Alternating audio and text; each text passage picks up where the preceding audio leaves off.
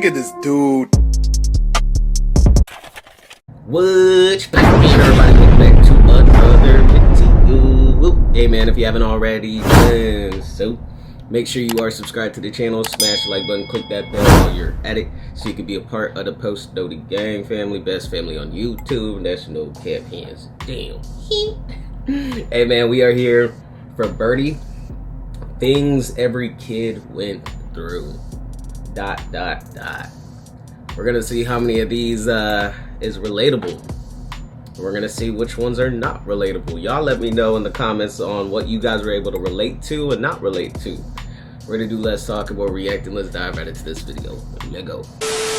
Unavoidable childhood experiences. There's some things that happen in life that have to be a canon experience for everybody. Some are good, some are bad, and well, some of them just have to happen in order to build character. See, the whole moving across country, man, I've had to do that so many times when I was a kid because I was a military brat, which means my parents were in the military. So we were always moving, bro. Now let's first start with getting punished or getting grounded by your parents. Now I've never really been grounded to the point where I was stuck in my room and I had nothing to do, but that was me. I would definitely have my consoles taken away and stuff whenever I just decided to tweak out for some reason. The worst I've ever been punished though is one time I went to my friend's house and for whatever reason I was just tweaking out that day. I was not having a good day. We were playing Mario 3D World for the Wii U. I think I got mad at my brother for something and then he got mad at me. We had a whole back and forth. Then my friends got involved. My friend's mom steps into the room, and I was not expecting this. I'm not gonna lie. She was like, "Birdie Duckalo," said something along the lines of like, "Oh, this is unacceptable behavior. I'm telling your mom, and you're going home." My mom came. I remember I got in so much trouble one time when I went to my friend's house. I went in the backyard and I got like little rocks and I had a baseball bat and I used to like hit those rocks like and they would fly across houses and stuff, but the mom came out and was like, "Stop doing that, this and that and the other." And I was like, "Okay, blase." She went back in and I kept going, bro. She sent me home. She called my mom, bruh.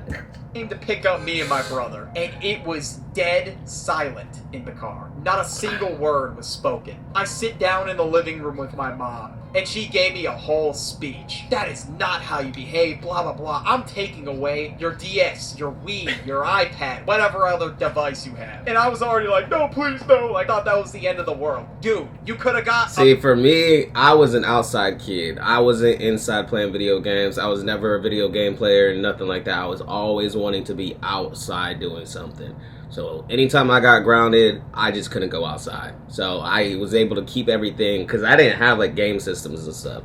So I was able to watch like movies, TV, and stuff like that. A belt to the ass. That could have been a lot worse. Like, no. I don't know why I was complaining. And after that, she said, "I'm taking them away for as long as I want to. I'm gonna wait until you show me that you're sorry and that you learned from your mistake." Now I was already sitting there having a withdrawal from no Wii U or whatever it was. And I was trying to bullshit my way through it like, "Oh, I already learned." Like, no, you didn't, bro. It's been 1 hour. You didn't learn shit. Man, I learned the second I got grounded. So I took time to reflect on my actions, and I think after about like a week or two, I finally got my shit back. But yeah, moral of the story, don't be a dumbass like me. But now we have all gotten the dreaded, the one and only buzz cut. Now growing up, I 100% had bad haircuts, definitely. How bad was it? Was it never... My dad just gave me the military cut. I think he cut his hair every weekend, and I think he cut my hair too every weekend. But it was just the buzz cut.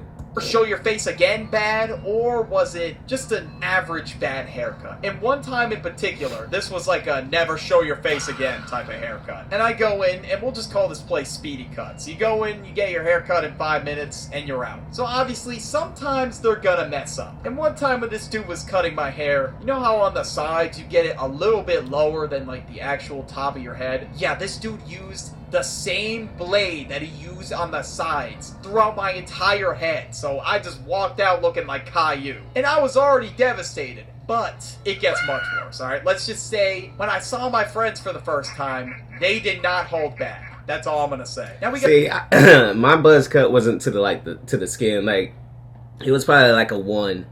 all the way around. It was probably just the one. Like, a friend moving away. Some of you may not have experienced this one, but I'm pretty sure this has got to be tough. canon for most of us. Now, one of my best friends throughout early elementary school, dude moved away when I was in like 5th grade. But it wasn't too far away to the point where I couldn't see him again. I did see him. Now I had to get used to not only me moving all the time, but also other kids moving all the time. So you would make a friend moves away or you move away. Like, it's one shit time crazy. after that, he did pull back up for Halloween, which was cool. But then after that, I never saw him again. And when he moved, like, I was really sad when that shit happened. Like, when those dreaded words hit you, like, I'm moving. Oh, it's over. Especially if that person was, like, really close to you. That shit's gonna hit you like a truck. But at least nowadays, there's more methods to stay in contact with the person. But I hope wherever he is out in the world, I hope he's doing great. Now, if you got siblings, okay, this one definitely has happened. Sibling fights. There was at least one that did not end well. Now, bro, there was one. It was right before I moved from California to Florida. Me and my brother got into it. And, bro, when I say I knocked this dude out, bruh, his eyeball was red and his whole eye socket was swollen. When I say I got grounded, I got grounded.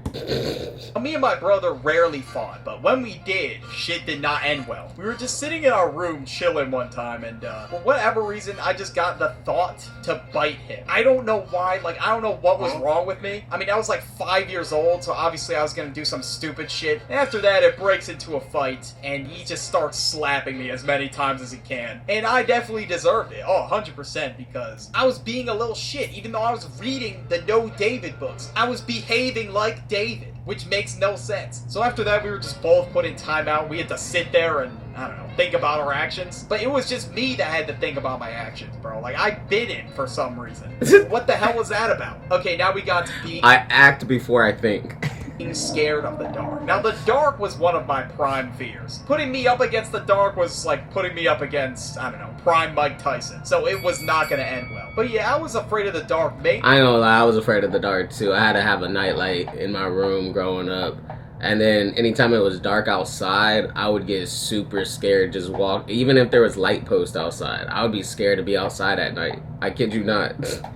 Mainly just because of what was in the dark. And obviously it was nothing. Like, why the hell would there be anything? But yeah, I was so scared of the dark that sometimes I'd have a night light on, sometimes I had my closet light on. I don't know how I was able to sleep with that blaring in my face. And one See, now, man, I ain't scared of the dark.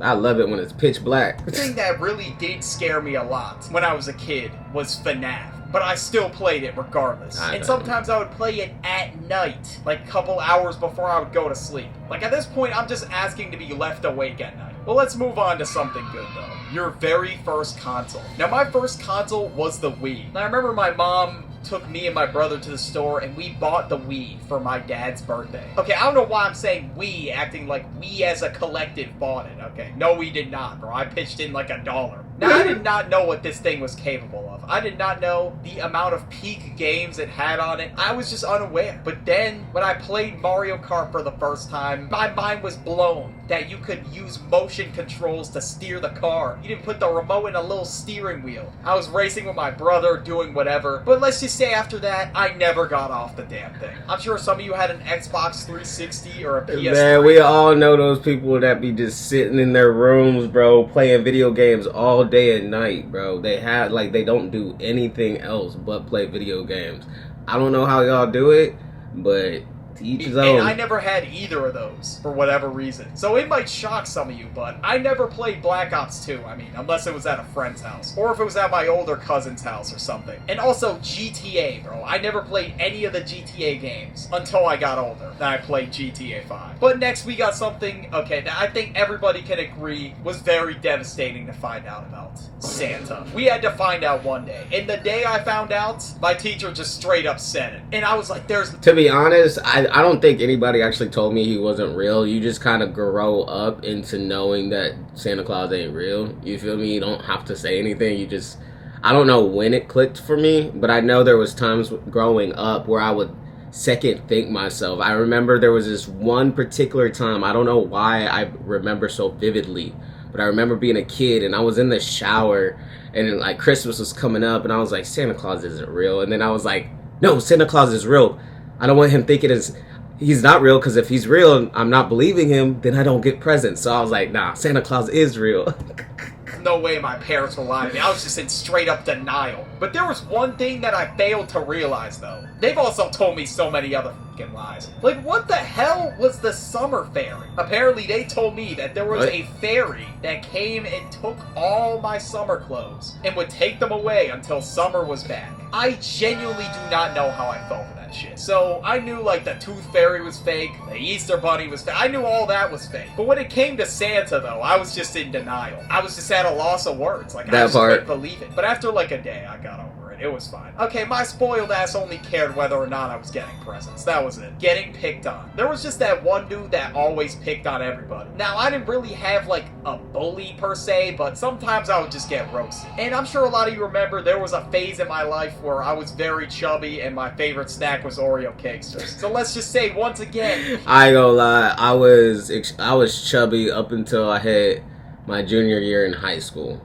Literally all throughout elementary, all throughout middle school, and then my freshman, sophomore year in high school, I was chubby.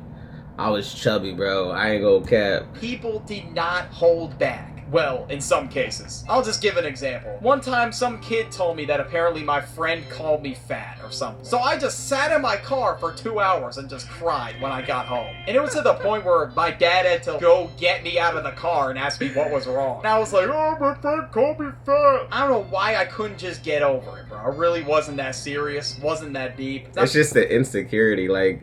Especially when you're a kid and you're chubby. Now, when you're when you're grown and you're chubby, people tend to like they're used to it, so it is what it is. But there obviously are people out there that are still insecure about their body and stuff like that. But not like I was getting relentlessly bullied. This dude literally just called me fat, and I was having a 3-hour crash out over it. Okay, we gotta talk about 2012. Now, if you grew up around the time I did, you definitely heard about this. A kid literally told me that the world was gonna end, and I somehow believed it. He just said it so casually. I guess people were saying the world was gonna end on, like, December 21st because of something to do with the Mayan calendar. I don't really know the exact reason, but I should not have tweaked out and been like, oh my god, wait, what if the world actually does end tomorrow? Like, I shouldn't even gave that thought any room to linger in my head. And then I remember talking to my mom about it, and she said, nothing's gonna happen today. It's all just speculation. And I went to sleep, I was a little nervous. But then I woke up, and I was like, oh my god, no way, I'm alive! Like, no shit, bro. Okay, next we have getting lost in a store. Oh. Now, normally whenever when you're a kid, like when you're little and you lose your mom in the store, that's so scary. Get lost in a store, it was my own fault. I would always stop and look at things on the shelves that I wanted, of course. One time I was staring at Zoo Pals plates and my parents just teleported to the other side of the store. And I somehow found them, okay? I didn't have to get called on the intercom. I'm sure a lot of you have been before. And there was one time I got lost in like this big-ass mall. And it's kind of my own fault because while my mom was looking at dresses, my dumbass just went to go look all over the store and rip buttons off shirts and shit. I was definitely in the runner-up for No David 2.0. And after about 10 minutes, my mom found me and was extremely pissed off at me. And when she found out I had buttons from a bunch of random shirts, oh, it was game over. She made me go in and return the buttons. I mean, it was a good life lesson, I can't even lie. I was an asshole. Having parents with high expectations. Whether your parents want you to be a doctor or they want you to get straight A's in school, whatever the case is, I mean, they just want to see you succeed, but sometimes they kind of push you a little bit too much. That part. I should not have been so devastated over a C+, but I was. Like, I genuinely was trying not to cry. Like, that's how bad it was. At least it was not only A's, but, it was B's or above or you're cooked. It wasn't that I was really cooked, per se, but they just wouldn't be very happy with me. So I did have to try hard a little bit in school in order to meet that expectation, but it is what it is, though. It kind of gave me the work ethic to be able to survive. To be honest, I think my dad looks at me as a failure, but I don't give a fuck, because I don't give a fuck about my dad, bruh. I really don't. My mom is happy for me, but my dad... College, so. In the grand scheme of things, it did help. But yeah, watch this video. I ain't gonna lie. Hey man, if you guys made it to the end, I greatly appreciate it. Smash the like button, leave a comment, click that bell while you're at it. Till next time, I'm gonna see y'all next time. I'm out.